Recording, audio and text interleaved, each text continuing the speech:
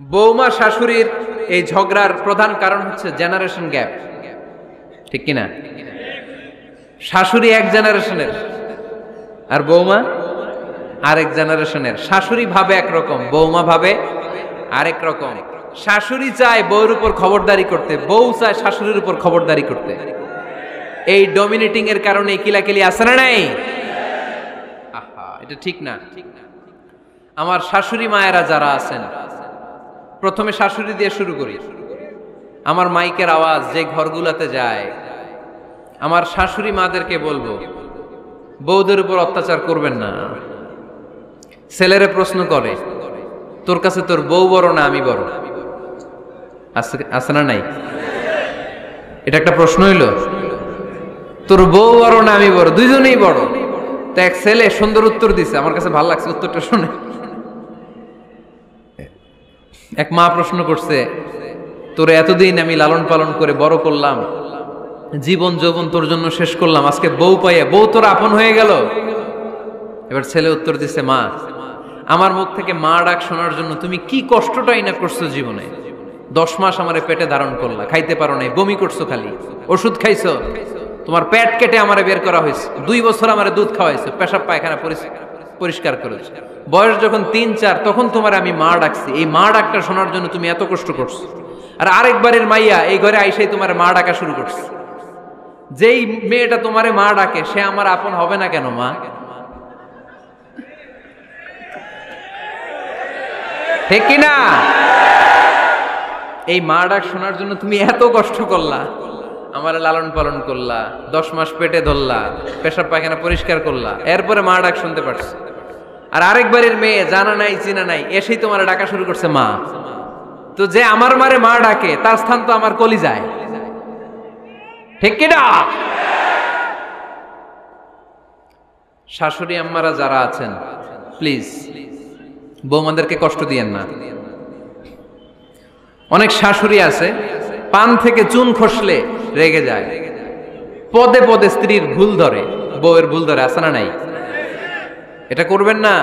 সে তো নতুন, আপনার অনেক এক্সপিরিয়েন্স হতে তার সময় লাগবে, তাকে সময় দিন, তাকে ভালোবাসুন, ঠিক কিনা? না বুঝে সামান্যতে বৌমারে বদদোয়া দেয়, এরকম আছে না নাই? কিন্তু বুঝতে চায় না, বৌমারে যদি বদদোয়া দেয় তাহলে তার নিজ ছেলের পরিবারের ক্ষতি, পেটে ধরা যে ছেলে, ছেলের পরিবারের কিন্তু ক্ষতি, তার আপন নাতি নাতনিদেরই ক্ষতি। আওয়াজ করে বলেন ঠিক কিনা? বৌমাকে বদদোয়া দিয়েন না। বৌমাকে নিজের মেয়ের মতো দেখবেন। সমাধান আমি দিচ্ছি, কেমন দেখতে হবে? নিজের মেয়ের মতো। নিজের মেয়ে সকালে ঘুম থেকে ওঠে 11টা, ওইটা সমস্যা নাই। বৌমা কেন উঠলো না, ওইখানেই ঝামেলা, আছে না নাই? মেহেরবানি করে আপনার বৌমাকে আপনার নিজের মেয়ের মতো দেখেন। নিজের মেয়েরে যেমনি আদর করেন তাকেও অমনি আদর করেন। আপনার বৌমারে যদি আপনি কষ্ট দেন, মনে রাখবেন আপনার নিজের মেয়েটাও আরেকবারের বউ হয়ে কয়েকদিন পরে যাবে। আপনি যা যা করবেন আপনার মেয়েকেও তারা ওই রকম কষ্ট দিয়ে বাড়িতে ফিরিয়ে দিবে। চিল্লায় বলেন ঠিক কিনা? খবরদার, টিট ফর ট্যাট। ইট্টি মারলে পাটকেলটি খেতে হয়। এজন্য শাশুড়ি আম্মা জানারা যারা আছেন, বৌমার সাথে খারাপ আচরণ করবেন না মেহেরবানি করে। তাকে আপনি কষ্ট দিলে আপনার নিজের মেয়েটাও আরেক বাড়ির বৌমা হবে, সেও ওই বাড়িতে এই কষ্টগুলো ভোগ করবে। এগুলো যখন আপনি শুনবেন তখন আপনার চোখ দিয়ে পানি পড়বে কি পড়বে না? পড়বে। এবার আসেন বৌমার কথা বলি। বৌমা যারা আছেন মেহেরবানি করে, বৌমা যারা আছেন মেহেরবানি করে আপনার শাশুড়ি আম্মাকে নিজের মায়ের জায়গায় রাখবেন। আপনার বাড়ি ছেড়ে নতুন বাড়িতে আসছেন, তো এটাই তো আপনার বাড়ি। আপনার মা রেখে দিয়ে নতুন মা পাইছেন, এটাই তো আপনার মা। তো ওনাকে মায়ের জায়গায় বসাতে আপনার সমস্যাটা কোথায়? বৌমারা খেয়াল রাখবেন, আপনি আপনার শাশুড়ির সাথে যে আচরণটা করতেছেন, আপনার শেষ বয়সে আপনার ছেলের বিয়ে দেওয়ার পরে যে বৌমাটা আসবে, ওই আচরণই আপনাকে ফিরিয়ে দিবে। The nature has its own return. প্রকৃতির একটা মাইর আছে, এটা শেষ মাইর, এটা শেষ খেলা। প্রকৃতির খেলা বড় খেলা। আপনি আপনার শাশুড়ির সাথে যে আচরণ করবেন, আপনার শেষ বয়সে আপনি একদিন শাশুড়ি হবেন, এটা মাথায় রাখবেন। ওই আচরণই আপনি ফিরে পাবেন। আওয়াজ করে বলতে হবে ঠিক কিনা? এজন্য 9 নাম্বার পয়েন্টস হচ্ছে মিউচুয়াল রেসপেক্ট। সবাই যেন সবাইকে ভালোবাসি। দোষ ছাড়া মানুষ নাই। সবার দোষ আছে, আমরা যেন একে অন্যের দোষ না খুঁজি। বৌমারা, আপনাদের কানে যদি আমার মাইকের আওয়াজ যায়, অল্প কিছু টেকনিক অবলম্বন করলে আপনি আপনার শাশুড়ির মন জয় করতে পারবেন। শাশুড়িরা আসলে বেশি কিছু চায় না, আগের জামানার মানুষ তো, এদেরকে ওইভাবে হাত করতে হবে।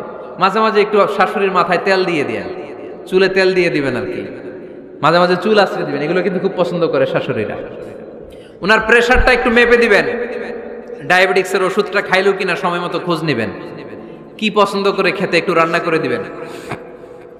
যেই বক্তার ওয়াজ শুনতে পছন্দ করে ওই বক্তার ওয়াজগুলো ডাউনলোড করে শাশুড়ি আম্মাকে দিবেন, ইসলামী বই দিবেন। দেখবেন বয়স্ক নারীরা মাহফিল যেতে খুব পছন্দ করে, ওয়াজ শুনতে খুব পছন্দ করে, নবীদের কাহিনীগুলো শুনতে পছন্দ করে। বসায় বসায় একটু কাহিনীগুলো শোনাবেন।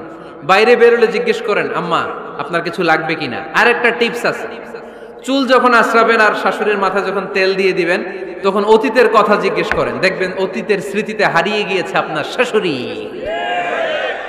কি জিজ্ঞেস করবেন জানেন? জিজ্ঞেস করবেন, আম্মা জান, মুক্তিযুদ্ধের সময় আপনার বয়স কত ছিল?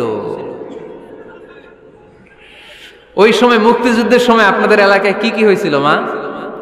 আরেকটা প্রশ্ন করবেন, মা বিয়ের সময় আপনি কেমন ছিলেন? ওই দিন দেখবেন বুড়ি আর বুড়ি নাই, জুয়ান হয়ে গেছে। ওই দিন বলবে, মা আমি অনেক সুন্দরী ছিলাম, আমার মাথায় অনেক চুল ছিল, আজকে নাই।